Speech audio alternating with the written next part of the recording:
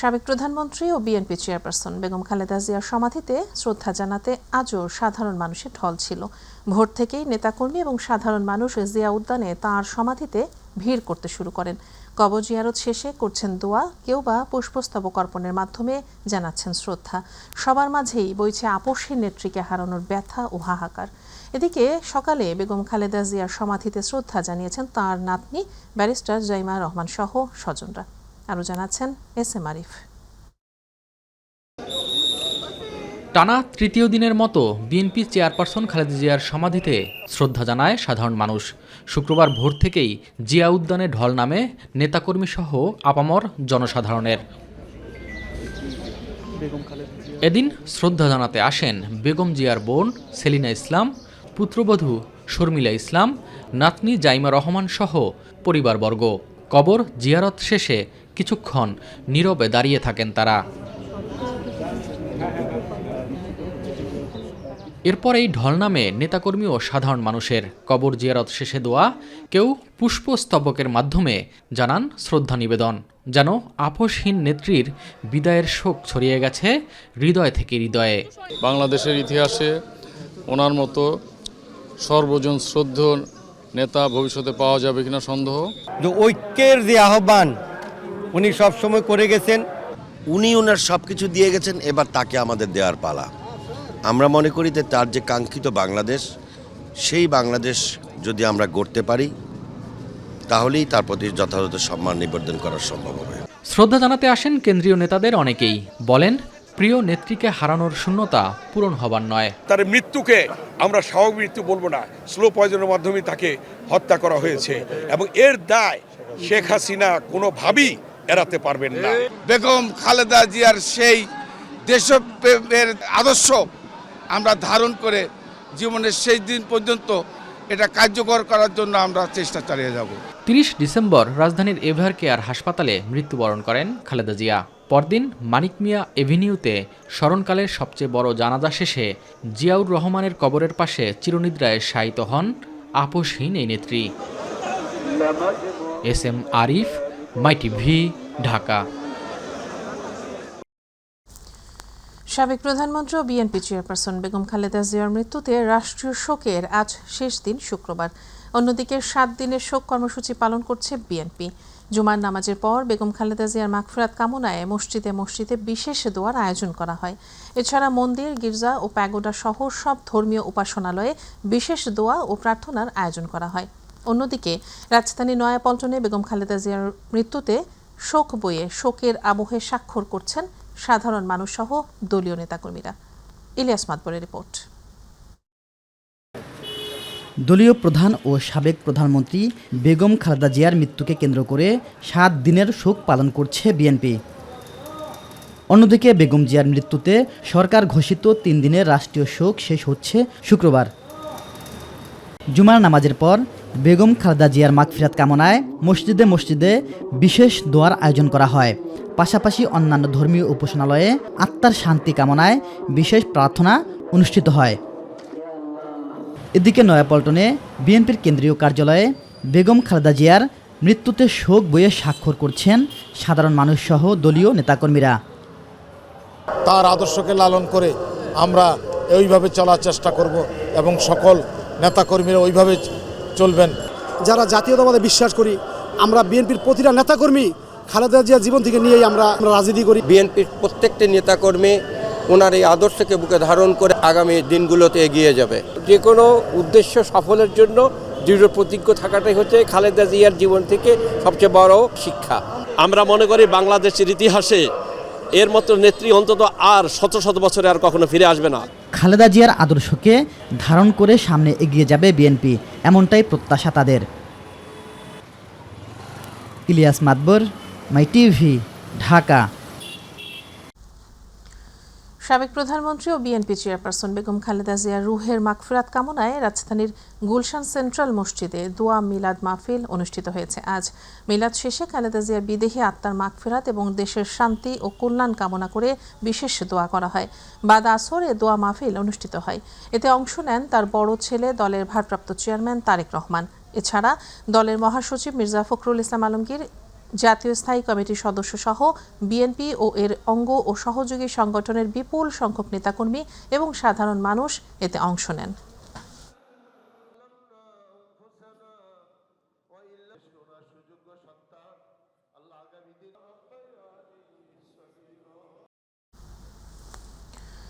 BNP শান্তিপূর্ণ স্থিতিশীল বাংলাদেশ দেখতে চায় মন্তব্য করেছেন দলটির স্থায়ী কমিটির সদস্য আমির খসরু মাহমুদ চৌধুরী। আজ সকালে নগরীর প্যারেড মাঠে বৌদ্ধ ধর্মাবলম্বীদের সর্বোচ্চ ধর্মীয় গুরু মহামান্য সংঘরাজ ডক্টর জ্ঞানশ্রী মহাস্থবিরের স্মরণ সভায় তিনি একথা বলেন। আমির খসরু বলেন, দেশে দীর্ঘদিন ধরে অস্থিরতা চলছে। শান্তি ও মানুষের কল্যাণে সবাইকে ঐক্যবদ্ধভাবে কাজ করতে হবে। বিএনপি লিবারেল ডেমোক্রেসিতে বিশ্বাস করে বলেই আগামীর বাংলাদেশ হবে ধর্ম বর্ণ নির্বিশেষে সবার।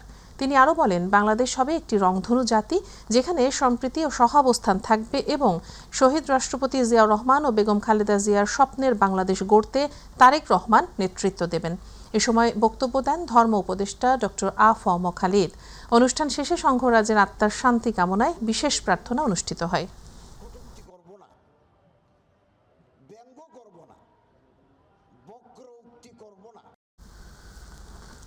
দক্ষিণ এশীয় আঞ্চলিক সহযোগিতা সংস্থা সার্ক পুনরুজ্জীবনের প্রয়োজনীয়তার ওপর আবারও জোর দিয়েছেন প্রধান উপদেষ্টা অধ্যাপক ডক্টর মোহাম্মদ ইউনূস। তিনি বলেন, সাবেক প্রধানমন্ত্রী বেগম খালেদা জিয়ার জানাজায় একাধিক আঞ্চলিক নেতার উপস্থিতি প্রমাণ করে সার্কের চেতনা এখনও জাগ্রত রয়েছে। সার্কের চেতনা এখনও জীবিত ও দৃঢ়।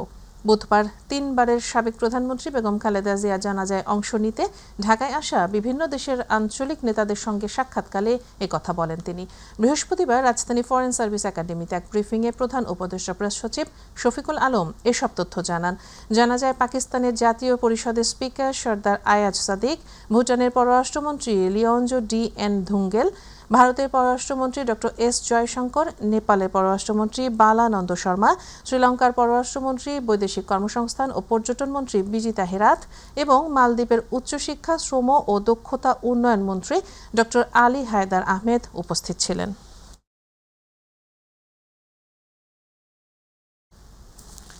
প্রধান উপদেষ্টা প্রেস সচিব শফিকুল আলম বলেছেন, মানুষ ভুল করলে ক্ষমা চায় বা অনুতপ্ত হয়, কিন্তু দীর্ঘ 17 মাস পর হয়ে গেলেও আওয়ামী লীগ তাদের দ্বারা সংঘটিত হত্যা ও গুমের ঘটনার জন্য কোনো অনুশোচনা প্রকাশ করেনি।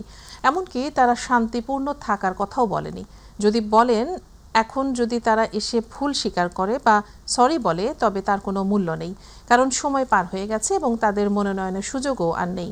সকালে মাগুরা শহরের নিজ নান্দুয়ালি এলাকার গৌর গোপাল সেবা আশ্রম পরিদর্শন শেষে সাংবাদিকদের সঙ্গে আলাপকালে এসব কথা বলেন তিনি। শফিকুল আলম আরও বলেন, বাংলাদেশের রাজনীতিতে আওয়ামী লীগের ভবিষ্যৎ নেই। মানুষের কাছে দলটির গ্রহণযোগ্যতাও এখন আর নেই। বিদেশে বসে দলটির নেতাকর্মীরা উল্টো মিথ্যা তথ্য ছড়াচ্ছেন। এই ধরনের কর্মকাণ্ডের কারণে বাংলাদেশের মানুষ তাদের আর গ্রহণ করবে না বলে নিয়ে তার ছোট ছোট ছেলে মেয়ে ইয়াং স্টুডেন্টদেরকে খুন করে, তখন আসলে পৃথিবীতে কেউ তো তাকে আর ওই ডেমোক্রেটিক স্পেসটা দেয় না। আগামী 5 দিন দেশের আবহাওয়ায় কুয়াশা ও শীতের প্রভাব অব্যাহত থাকতে পারে। বাংলাদেশ আবহাওয়া অধিদপ্তরের পূর্বাভাস অনুযায়ী মধ্যরাত থেকে সকাল পর্যন্ত সারা দেশের অনেক জায়গায় মাঝারি থেকে ঘন কুয়াশা পড়ার সম্ভাবনা রয়েছে, যা কোথাও কোথাও দুপুর পর্যন্ত স্থায়ী হতে পারে।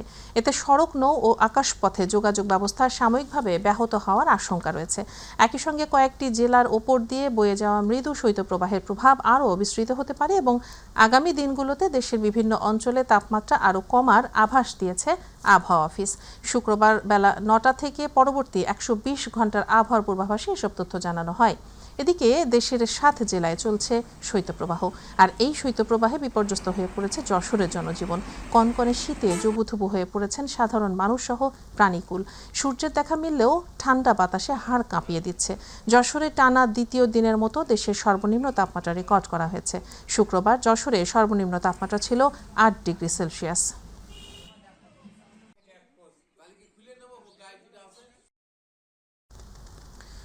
সময়ের আবর্তে ক্যালেন্ডারের পাতা থেকে ঝরে গেল আরও একটি বছর, আর এর মাঝে এক সূর্য অস্ত গিয়ে উদিত হলো নতুন আরেক সূর্য। বিদায়ী 2025 পেছনে রেখে গেছে এক বিশাল শোকাতুর স্মৃতি। তবুও পূব আকাশে উদিত হওয়া নতুন সূর্য বহন করে এনেছে 2026 সালের শুভ বার্তা, যা কিনা নতুন বছরেই গণতন্ত্রের উত্তরণ ঘটিয়ে দেশের সামাজিক, অর্থনৈতিক, রাজনৈতিক স্থিতিশীলতায় নতুন করে ঘুরে দাঁড়াবে বাংলাদেশ। নতুন বছর বরণ করে নিয়ে এমন অভিব্যক্তি প্রকাশ করলেন সাধারণ মানুষজন। জাহিদ আহমেদ বাবু জানাচ্ছেন বিস্তারিত।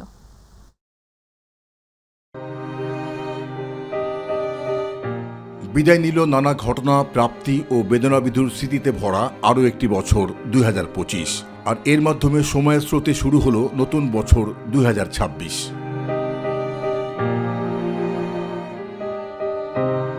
নতুন সূর্যের আলোয় নতুন স্বপ্ন, নতুন আশা আর প্রত্যাশাই নতুন বছরকে স্বাগত জানিয়ে সাধারণ মানুষের প্রত্যাশা প্রাপ্তির জায়গাটা রয়েছে আগের মতোই।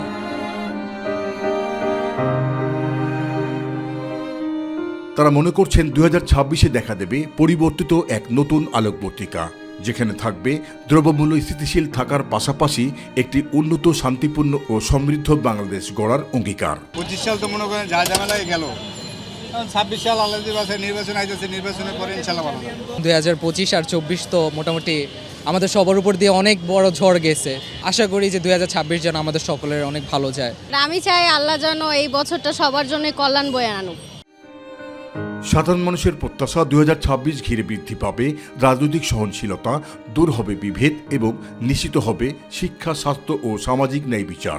আমার প্রত্যাশাটা হচ্ছে একটা স্বচ্ছ, সুন্দর, নিরপেক্ষ নির্বাচন হবে, যার মাধ্যমে আমি আমার প্রতিনিধি বেছে নিতে পারবো। 26কে আমরা একটা আশার আলো হিসাবে দেখতে পাচ্ছি, যেন হচ্ছে নবদিগন্তে একটা নতুন একটা জিনিস সূচনা হবে। তারেক জিয়া যেরকম বলেছে, তা যদি সে যা বলেছে তা করতে পারে, তাহলে তো অবশ্যই দেশের অবস্থা ভালো হবে।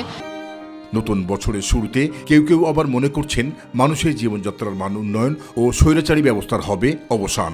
2026 সালটা আমাদের খুব ভালো কাটবে, অর্থনৈতিকভাবে এগিয়ে যাবে। 2026 সাল অনেক শান্তি এবং অনেক সমৃদ্ধি বয়ে আনবে। বাংলাদেশ আজ পা বাড়াচ্ছে সোনালী ভবিষ্যতের দিকে, যে কারণে এদেশের মানুষের অদম্য প্রাণশক্তি ও অবিনশ্বর শক্তির এক জীবন্ত দলিল বলে মনে করছেন অনেকেই। 2026 সাল ভালো কাটবে এবং আসছে নির্বাচনের পরে হয়তোবা দেশের পরিস্থিতি স্বাভাবিক হবে। এখন যে রাজনৈতিক যে আমাদের যে একটা শিষ্টাচারের মধ্যে এখন আসছে, যদি ইনশাল্লাহ এটার মধ্যে থাকে, আমাদের যে যারা রাষ্ট্রের গুরুত্বপূর্ণ ব্যক্তিবর্গ আছে, ওরা যদি রাজনৈতিক সহিংসতা ভুলে আমাদেরকে একটা সুন্দর রাষ্ট্র উপহার দেয়, আমরা সাধারণ মানুষ এতেই সন্তুষ্ট। তাই 2026 কেবল একটি নতুন বছর নয়, আসছে ফেব্রুয়ারির ত্রয়োদশ জাতীয় সংসদ নির্বাচনের মাধ্যমে সূচিত হোক এক নতুন প্রারম্ভ। ধর্মীয় ও সামাজিকভাবে নতুন বছরকে ঘিরে অনেকেই দোয়া ও প্রার্থনার মাধ্যমে শান্তি, সমৃদ্ধি ও কল্যাণ কামনা করছেন। আর তাই সব মিলিয়ে নতুন বছর 2026 যেন হয়ে ওঠে শান্তি, উন্নয়ন ও সফলতার বছর, এমনটাই প্রত্যাশা সবার। জাহিদ আহমেদ বাবু, মাই টিভি, ঢাকা। ইনকিলাব মঞ্চের মুখপাত্র শহীদ শরীফ ওসমান হাদি হত্যার বিচারের দাবিতে আবারও রাজধানী শাহবাগ চত্বর অবরোধ করেছে ইনকিলাব মঞ্চ। শুক্রবার জুমার নামাজের পর দলটির নেতাকর্মীরা ঢাকা বিশ্ববিদ্যালয়ের কেন্দ্রীয় মসজিদ থেকে বিক্ষোভ মিছিল শুরু করে শাহবাগ মোড়ে গিয়ে অবস্থান নেয়। এ সময় ইনকিলাব মঞ্চের সদস্য সচিব আব্দুল্লাহ আল জাবের রাজনৈতিক দলগুলোকে ভারতসহ বিভিন্ন কূটনৈতিকের সঙ্গে গোপনে বৈঠক না করার দাবি জানান। তিনি বলেন, বৈঠক করতে হলে সেটি ওপেন করতে হবে, কোনো সিক্রেট বৈঠক ইনকিলাব মঞ্চ মেনে নেবে না। একই সাথে বাংলাদেশের সকল ধরনের আধিপত্যবাদের বিরুদ্ধে তাদের এ লড়াই অব্যাহত থাকবে বলে হুঁশিয়ারি দেন আব্দুল্লাহ আল জাবের। ভারতের দাবিদারি করবেন, একসাথে গিয়ে ইন্টারকন্টিনেন্টালে সেরাটনে গিয়া ভারতীয় কূটনীতিকদের সাথে বৈঠক করবেন, আবার আইসা আমাদের কাছে বলবেন যে বাংলাদেশের স্বাধীনতা, সার্বভৌমত্ব রক্ষায় আমরা জীবন দেওয়ার জন্য প্রস্তুত আছি। এই ধরনের বিচারকে আমরা মানব না। দেশ জুড়ে বয়ে চলা তীব্র শীতের প্রভাব পড়েছে রাজধানী নিত্যপণ্যের বাজারে। নতুন বছরের শুরুতে মাছের বাজার বেশ চড়া থাকলেও ব্রয়লার মুরগি ও ডিমের দামে কিছুটা স্বস্তি ফিরেছে। ক্রেতারা বলছেন, মাছের বাজারে দরদাম করার সুযোগ মিলছে না। অন্যদিকে ডিম ও মুরগির দাম কমলেও তা এখনও পুরোপুরি নাগালের মধ্যে আসেনি। শুক্রবার রাজধানী বাজারে এইসব চিত্রই দেখা গেছে। বাজার ঘুরে রিপোর্ট করছেন মিফতা গালিব। শুক্রবার সাপ্তাহিক ছুটির দিনে রাজধানীর বাজারগুলোতে শীতকালের নতুন শাকসবজি আসায় ব্যস্ত বাজারে আসা ক্রেতারা।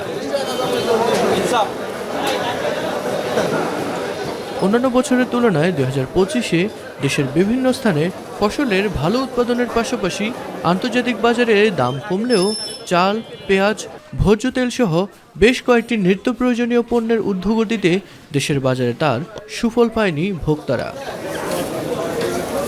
তবে নতুন বছরের শুরুতে শাক ও শীতকালীন সবজির দাম কমতে শুরু করেছে রাজধানীর কাঁচা বাজারগুলোতে, ফলে কিছুটা স্বস্তি মিলেছে নিম্ন ও মধ্যবিত্ত শ্রেণীতে।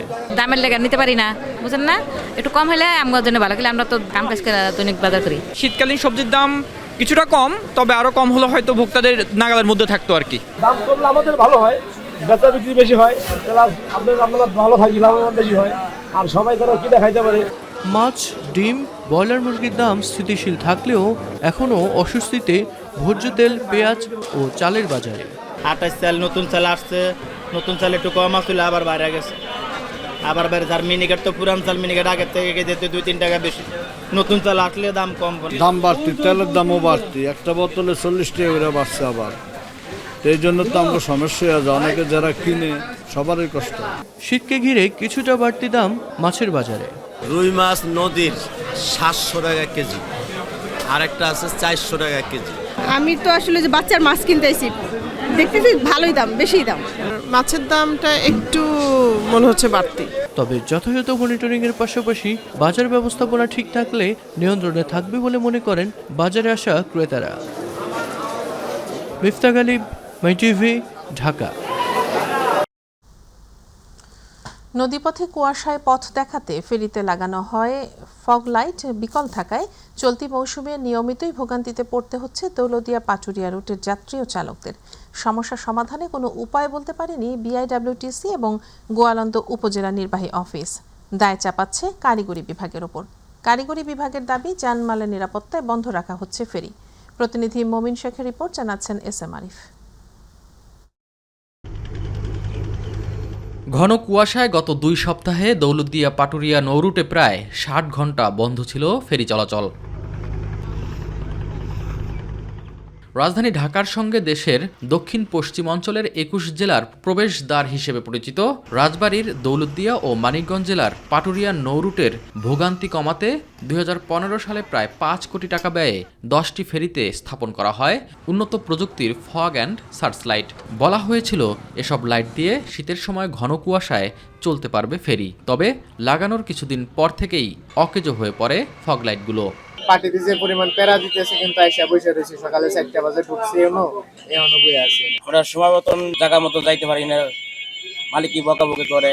যে সরকার যে ফগ লাইটটা দিয়েছে কুয়াশার জন্য, সেটা তো হয়তো ফেরিতে ব্যবহার করে না, যদি করতো তাহলে তো কুয়াশার জন্য তো আর ফেরি বন্ধ থাকতো না ভাই। স্থানীয়দের দাবি কোনোদিন কাজই করেনি এই ফগ লাইট, তাই প্রতি বছর ঘাটের যে চিত্র দেখা যায় এবারও তেমনি আছে।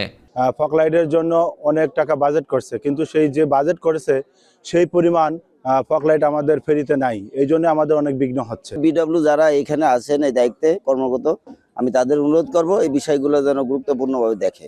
সমস্যা সমাধানে কোনো উপায় বলতে পারেনি বিআইডব্লিউটিসি ও গোয়ালন্দ উপজেলা নির্বাহী অফিস। এটা আপনার যে আমাদের সালাউদ্দিন সাহেব আছেন, সে নিজে এটা বিশ্লেষণ করেছে। হ্যাঁ, ঠিক আছে, তার বক্তব্য নিতে পারেন, আপনি তার সাথে কথা বলেন। শীতকালে ফেরি সার্ভিস ঘন কুয়াশার জন্য বন্ধ থাকে, আবার কুয়াশা কেটে গেলে ফেরি চলাচল শুরু হয়। সেক্ষেত্রে অত্যাধুনিক কোনো প্রযুক্তি যদি আসে সেটা অবশ্যই ভালো হবে, কিন্তু আমার জানা মতে এই ব্যাপারে আপনাকে দেওয়ার মতো কোনো তথ্য আমার কাছে নাই। ফগলাইট মেরামত করে সার্বক্ষণিক যোগাযোগ ব্যবস্থা টিকিয়ে রাখতে সরকার দ্রুত ও কার্যকর ভূমিকা রাখবে, এমনটাই প্রত্যাশা সবার। এস এম আরিফ, মাই টিভি।